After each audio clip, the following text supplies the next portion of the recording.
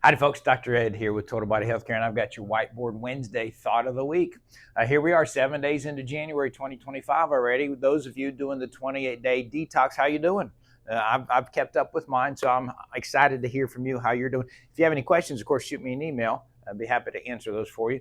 But the true benefit from doing a detox like that is to avoid those chemicals as much as possible on into the future. Of course, there's some benefit to clearing your system out, but there's also huge benefit from not putting stuff back into your system.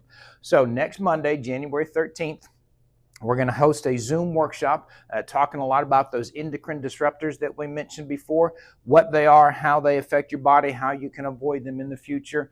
I've kind of put them into a little bit of a simplified list on how I think you should prioritize them.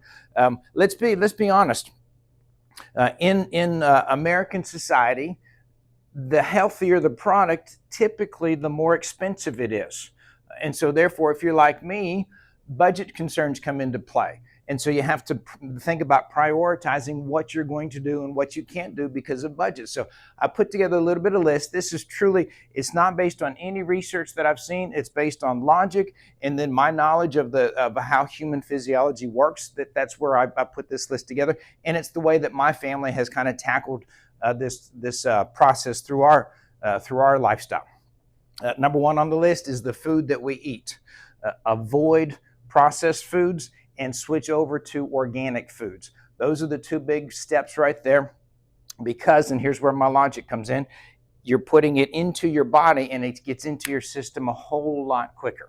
That's why I say it's number one. Number 2 and 3 are actually very, very close together. The skincare products that we put on our skin and then the laundry detergent that we use with our clothes because our clothes come in contact with our skin. I put the skincare products as number 2 because A, we use more of it, lotions, soaps, deodorant, shampoos, cosmetics, all of that goes onto our skin and can be directly absorbed into our system. So begin looking for as few toxic chemicals in those products as possible. And same thing with your laundry detergent. Again, it's on your skin. It's not rubbed into your skin, but it's touching you all day long so you can absorb those chemicals. And there are toxin-free laundry detergents out there. So that's number 3. Number 4, speaking of clothing, is the clothing that you wear. The more natural clothing that you have, wool, cotton, denim, those kinds of things make a big difference. The man-made synthetic products, a lot of them have flame retardants in it, all kinds of endocrine disruptor chemicals in our man-made clothing. And then finally, food storage. We've talked about the plastic food containers that we put our leftovers in, and then we throw those in the microwave. That throws BPAs, bisphenol A, into our food. That's a huge endocrine disruptor that we need to avoid. So if you can switch over to glass storage containers, that's a big deal. Also, kind of back up to tying number 5 and number 1 together.